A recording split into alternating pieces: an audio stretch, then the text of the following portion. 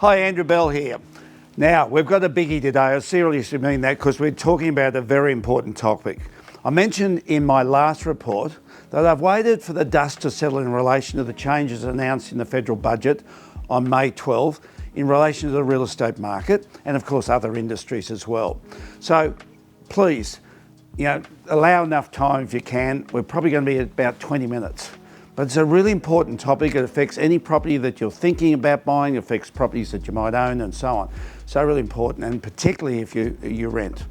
Now, of course, I keep getting asked how the market is responding to these changes. Well, to date, whilst there is some uncertainty for the real estate buyers in the marketplace, it's important to remember that owner-occupiers make up the greatest proportion of residential real estate activity.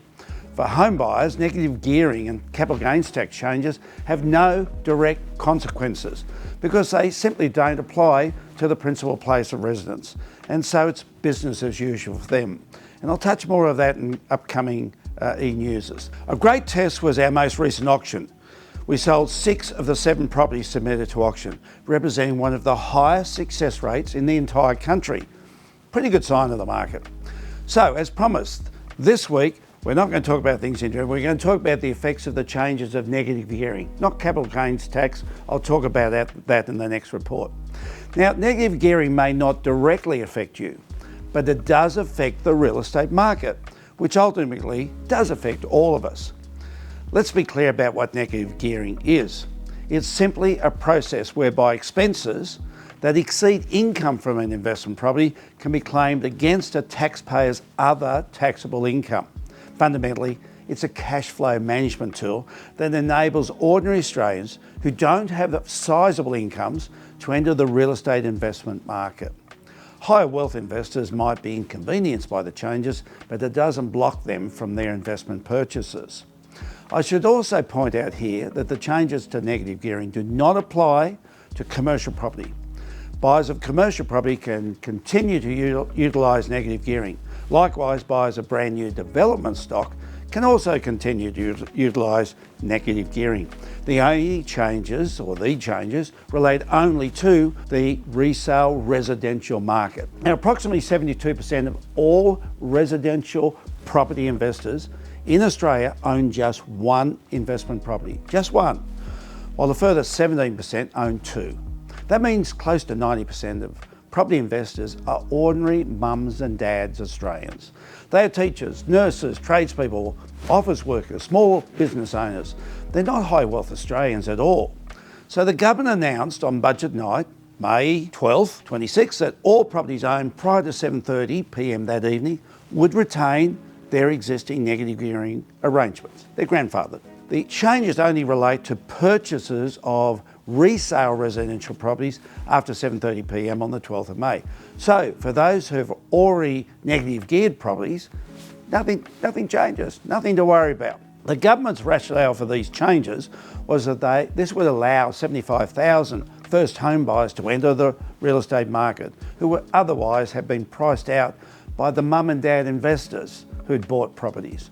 Now, that was a noble intention, perhaps, but unlikely to happen, with major consequences that apparently have not been thought out by the government, which I'm going to detail now. Now, we know the fundamental issue in the Australian property market today is simply supply.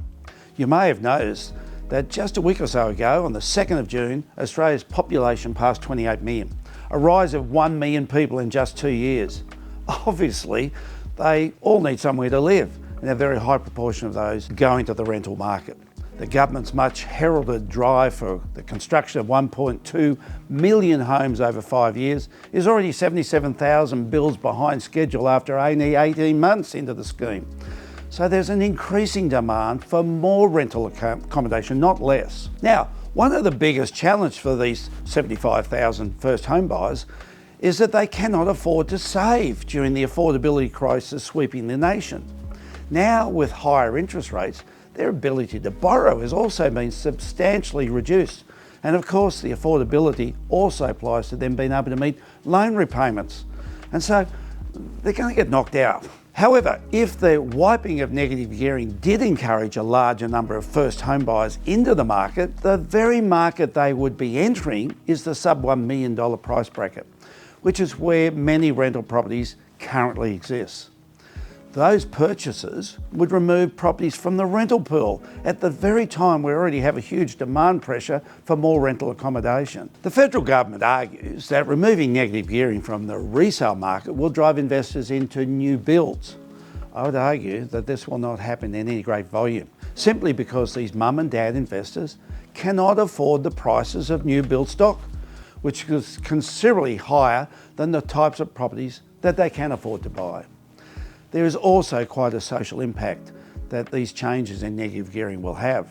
It's no surprise that the postcode 4215, which is predominantly the Southport area here on the Gold Coast, contains a large number of rental bonds, in fact the largest number of rental bonds in Queensland. It's where the largest pool of tenants are because that is where they want to live. They want to be close to work. And Southport is one of the Gold Coast's largest employment hubs. They want access to shopping, to medical services and schools and government departments. Most importantly, they want access to the best public transport, particularly at a time when fuel costs remain high. And they also want access to lifestyle amenities such as beaches and restaurants and entertainment. If the government succeeds in directing more investors into new stock, the bulk of that stock is in newly emerging suburbs in outer regions. It's not where the tenants currently are seeking to rent. Far from it. This will force many tenants to either travel longer distance, increasing their transport costs, or relocate entirely, disconnecting them from family, friends, schools, workplaces, medical providers, and so on. This is a substantial upheaval of the lifestyle of tenants as we progress over the next few years. In relation to the rental pool, every year a percentage of investors leave the marketplace through the sale of their properties. This occurs naturally through death and divorce. Sometimes it's ill health and sometimes debt. It means there is a natural attrition and contraction of properties in the rental marketplace that can only be replaced by new investors. But as I mentioned above, 72% of investors are ordinary Australians who realise that their superannuation will be insufficient for them to retire on, and therefore take this scary proposition for most to buy one investment property to add to their retirement capital. It takes them off the pension for the future and makes them self-sufficient.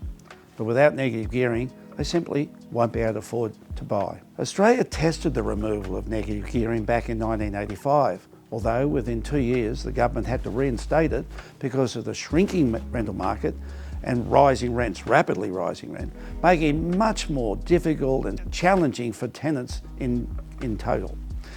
New Zealand also had negative gearing, and some years ago the then Jacinda Ardern government eliminated it. But it has had to be reinstated once again because of shortages and issues in the rental accommodation field in New Zealand. Negative gearing is also not unique to Australia. Countries including Canada, Germany, France, Japan, where they all allow rental losses to be offset against income. And a host of other nations have a form of negative gearing. Now, as the rental pool shrinks, then the government of the day will be increasingly forced to build and maintain additional public housing. If the private sector is not going to be able to do it in the numbers needed because of the elimination of negative gearing, then the government will need to step in, and there'll be a drain on our federal budget once again. Significantly, I think most of us know that when public housing's built, it tends to be in bulk, big buildings, in certain sectors of the marketplace, not so desirable, so it often brings with it a whole range of social issues. So what the government should be doing is actually incentivising investors back into the marketplace in greater numbers and doing a better job of encouraging developers to build the very types of properties that the first home buyers would like built. So it'll be interesting to see whether this elimination of negative gearing for residential resale properties follows the same path as it did back in 1985, and more recently in New Zealand, where we'll have to reinstate it. Now, there's so much more I could share about this, and I'm happy to do so if you'd like to reach out and seek any more information, but I think you get the gist of what I'm trying to say. If it's true that the government is trying to help 75,000 first home buyers into the marketplace, removing negative gearing is not the way to go. In helping that 75,000 Australians, who are a small proportion of the 30% of Australians who rent out of our population of 28 million, then they're doing so at the expense of all the other tenants in the marketplace who are going to be subject to rent increases significantly, and they'll also for most of them, face a lack of rental accommodation available to rent in the marketplace. More homelessness, I see. This is going to have a huge impact on tenants, a huge impact. For most of the new investors wishing to enter the market, it simply means you will need to change and adjust your buying criteria. I would suggest that most who can't or won't be able to pay the prices for brand new builds, that'll be the bulk, that you will need to adjust the price of the properties that you would have otherwise bought so that you can borrow less, meaning there is less outgoings in interest and so on, and therefore less likely to be much of a negative gap between income and expenses. One final point, most negatively geared properties only remain negatively geared for about, it's a short period, it's about 5 years for most. After that, they become positively geared, and those investors actually begin paying tax on their rental income. So negative gearing was only ever about a short-term cash flow assistance to help those investors buy rental properties for the tenants who most need them. Well, enough of that for now. Thank you for all the wonderful feedback regarding my interview with John Howard. On the screen now is a QR code that will take you directly to that interview if you haven't yet had the opportunity to watch it. Don't forget, Vinnie's CEO Sleepouts approaching on June 18 with a growing challenge of homelessness, and it's everywhere. And heaven forbid there'll only be more of that following these changes in negative gearing. It's so important that we come together, support those in need. So often it's mums and with their kids and so on. This year, Dylan Bamford, head of our growth at Ray White Build Group, will be participating on my behalf, as unfortunately I won't be able to attend this year. So if you're looking for a worthwhile tax deductible cause to support, details on screen about the CEO Sleeper. I'll be back within a fortnight's time with my thoughts around the capital gains tax changes. In the meantime, remember that life goes on. We all adapt, we find ways to deal with the challenges that we face in life. All the very best as we move into this winter season.